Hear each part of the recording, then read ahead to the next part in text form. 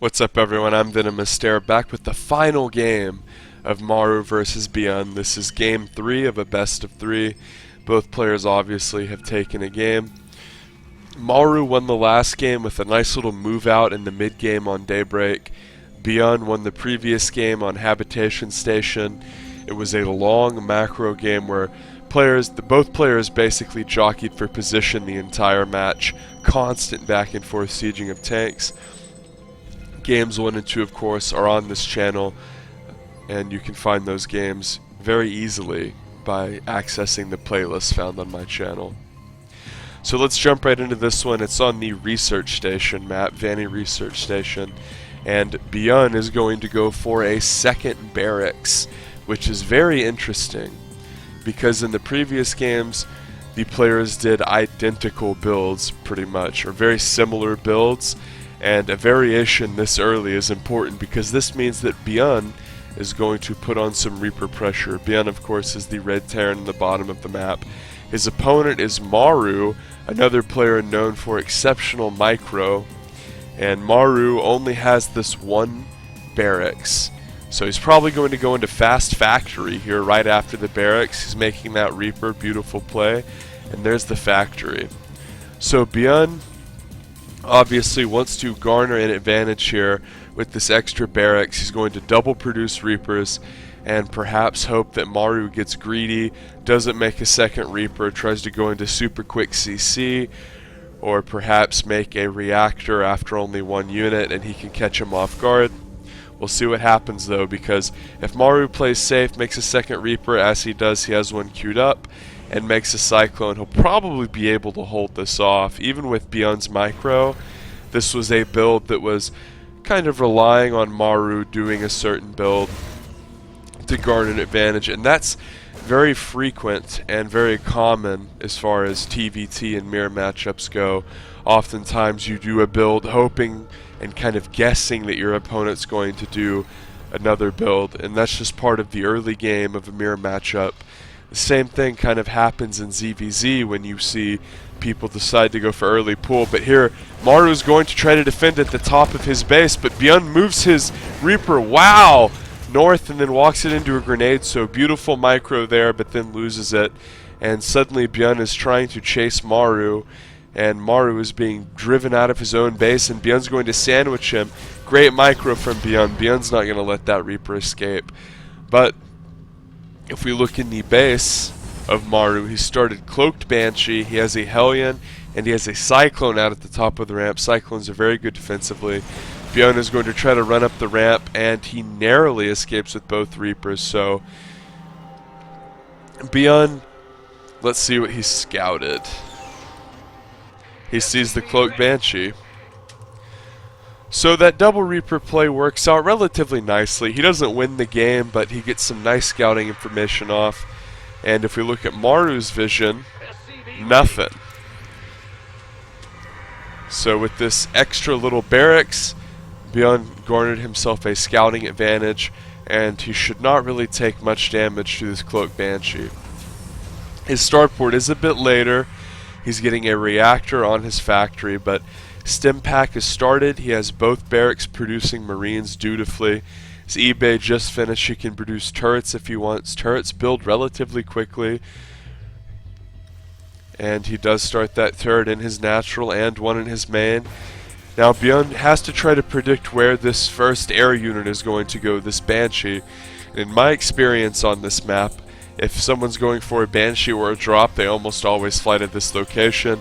Byun's turret finishes, and Maru does snipe a mule, so that's the thing about a Banshee. It's always guaranteed to do a little bit of damage even if you know it's coming.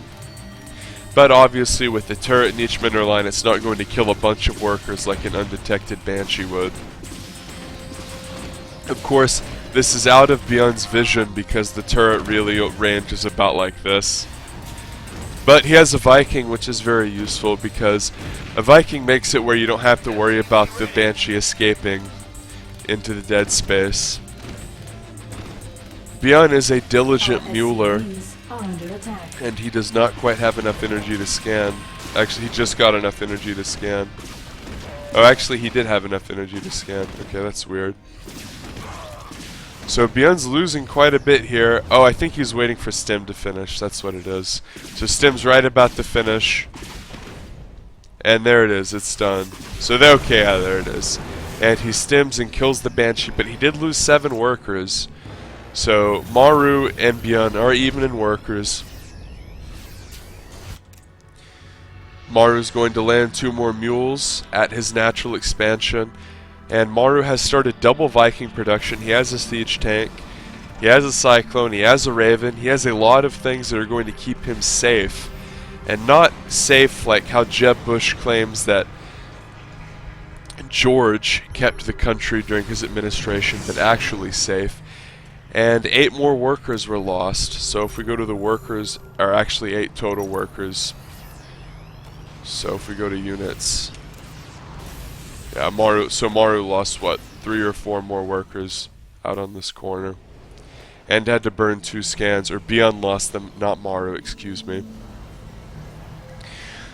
Double E base have been created for Maru. Upgrades are very important in mirror matchups, especially mirrored units. And of course, lots of Marines are going to be used in this TVT, assuming they don't go mech.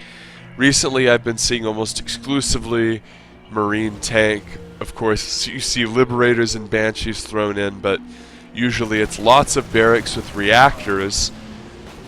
And then, of course, Vikings, which you see in TVT no matter what, whether it's Viking or Bio. And Maru has been making a lot of Vikings in each one of the matchups. It's been a tendency of his to always have the Viking count. Byun's going to stem forward here and try to be aggressive. Maru has 2 more barracks coming. He has a lot of siege tanks. Like I said, Maru had a good defensive posture. He has this Raven with his Vikings. He has siege tanks sieged up. Turrets coming. He's playing very defensive. Byun does have a 3rd coming. And is producing siege tanks of his own. Byun once again is ahead in supply. Now Maru has incredible micro. And his macro is very crisp too. But Byun just has a tendency to surge ahead. And this really occurs in every matchup that he plays.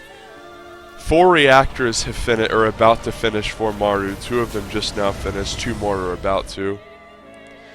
Notice how much Byun splits his army up. He always shift clicks Marines out of his control group. This gives him exceptional map vision. And remember, Byun has had map vision advantage all game, starting with the Reapers. Maru is going to move out to try to take his 3rd. Great move. Byun's 3rd is about to finish. Maru is starting his own turrets, but here we go, a little bit of a stim coming in. Byun thinks about it, but a bit of a mistake there as he loses a tank. Maru loses a Viking though, and notice that Maru threw down some auto turrets. That's a great move because that means that if Byun wanted to commit, he would have had to attack into temporary units, which you never want to do because of course he wanted to get to the meat and potatoes of the army, which was the tanks. Maru has 2 of these sensor towers up. So Maru is doing one phenomenal defensive move after another. His upgrades get started about at the same time there. Byun and Maru are about even in supply at this point. Maru is someone who can play a very strong defensive game, as we're seeing here with these 2 sensor towers. And this means that it's going to be hard for him to get caught off guard. And Byun is someone who takes advantage of catching his opponent off guard. He's always looking to needle and torment his opponent and use his exceptional multitask to attack them in multiple locations. And Byun is someone who will catch you with a drop if you give him just a second, if you give him just a moment of respite. Byun is the kind of player who will hit you right in the mouth with a drop and end the game right there. So Maru is doing everything he can to prevent that. Both players have started 2-2. Maru's combat shield is about to finish. And Byun's of course already has. Byun's sensor tower has just finished. I'd like to see another one out here by his 3rd, like Maru. Because you have to see things like this. These triple drops can be lethal, so a scan is going forward here. And Byun does have stuff rallied out to his 3rd, but most of his army is out on the map, and Maru's going to stim in here, and Byun knows, oh god, that's so many units, and suddenly Maru is going to attack into the third. Byun did not siege his tank, he's bringing his army back, and suddenly Maru is doing a lot of damage. He's up in supply now, and he's going to pick up, and Byun might actually get a medevac. No, he doesn't, as I thought maybe he might burst that one medevac down. But with these two sensor towers for Maru never had to worry about getting backstabbed with the drop while that was happening. That is critical. Because in Terran versus Terran, so much of the matchup is knowing where your opponent's army is. That's why you see so many scans. And Maru is going to attack while all of this is going on.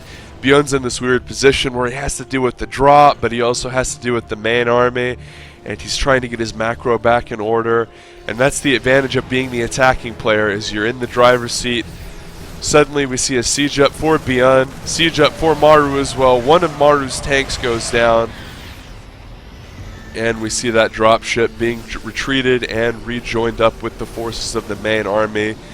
A nice siege tank spread for Byun. Remember, once you siege your tanks, it's very hard to be attacked into with someone else, because obviously they have to siege the tanks themselves. There's no more goofy tank evac nonsense, and Byun suddenly pushes his army into the fourth, using his superior tank positioning to attack Maru where he could not have defense. And this is what I mean. Byun had a great position with these spread out tanks. This meant that Maru couldn't really force his hand, and that meant that Byun was able to cancel it, and suddenly he might go for a droopy flank. This could be incredible if he does go for it. But suddenly Maru has a nice little foothold here, but a flank might come out. Huge stim comes out from both sides. Byun, the GSL winner, is going to come forward here, and Maru, keep getting them mixed up because their playstyles are so similar. Maru actually picks up and avoids losing the game outright, and medevacs out a decent portion of his army, 2 medevacs full and a couple more medevacs on top of that. Byun has retaken a supply lead. He started 3-3. Huge deal. Huge deal in Marine-based TVT, that upgrade advantage. 3-3, of course, is on the way for Maru as well, so not going to be really an advantage for either player. In fact, Maru's upgrades are going to finish before Byun's, but that's not to say it's any less important.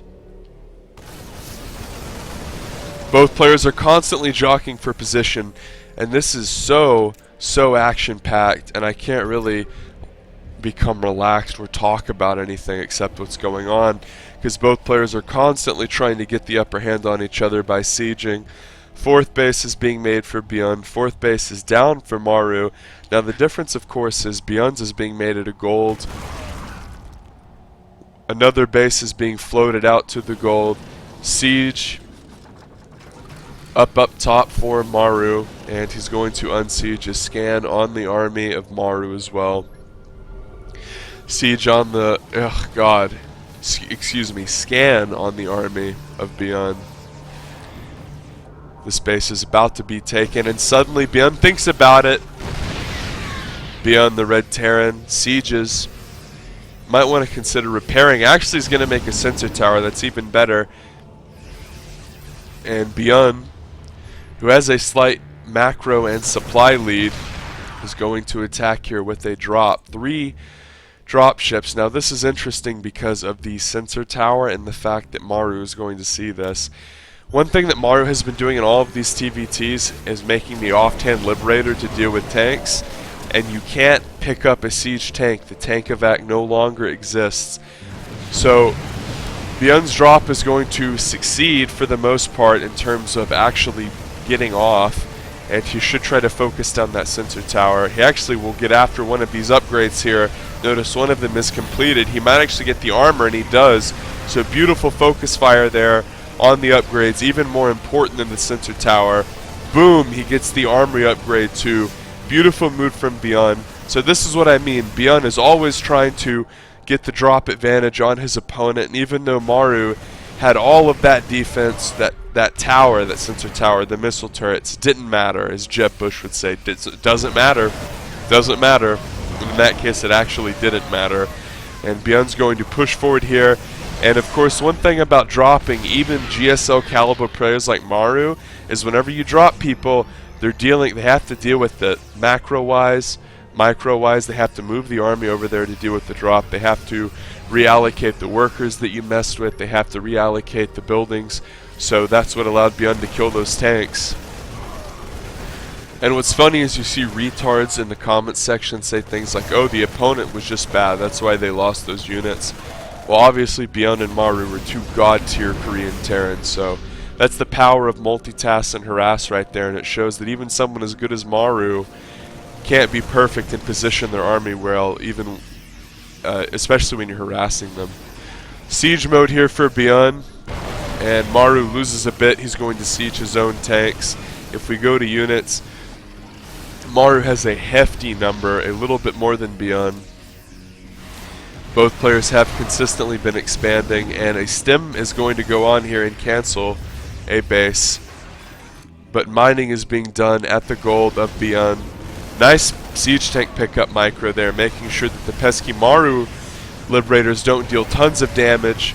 Byun also staggering tanks despite the fact that Maru has potentially more. And of course he still does. Vikings are going to attack for Byun, and suddenly Maru doesn't have enough Vikings, and this is very annoying. And the cost of making liberators, ooh, big unsiege there, as Maru loses a fair bit. And this is one thing brilliant about Byun's play, as we see Byun fail a little bit of a drop here because of the planetary fortress, but it's Byun. He's going to find a hole in the armor eventually. But that's one thing about Byun's play that's incredible, is even though Maru is very good, he just catches his army unsieged for a second, does Byun, and takes the advantage. But Maru is going to be the one taking the advantage here as that base gets obliterated. And suddenly, Byun, he is really struggling as far as bases go. He also lost all those workers. If we go to workers, he's behind now. Maru has been expanding probably better than Byun, but Byun is going to put a stop to that. Stops the production of one base, stops the production of a second, kills a base that was already up, and suddenly he's going to siege here as Maru's going to stem from all angles. Byun trapped in a corner here. The tanks of Byun are going to go down. Maru suddenly up huge in supply, 60, and Maru trapped Byun. He forced his hand by killing the bases, and suddenly Byun tried his own little escape, just like we saw Maru try down here. But it didn't work out nearly as well for Byun. He kind of got sandwiched from the top and the bottom.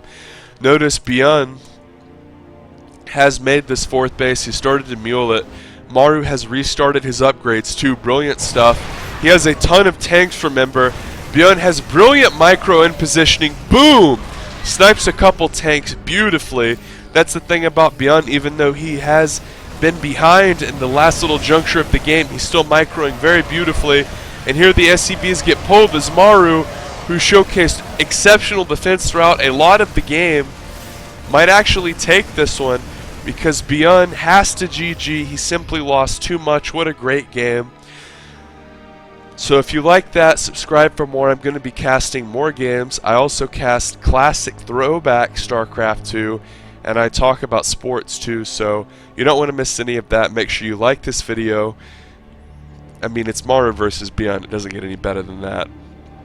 Maru takes the series 2-1.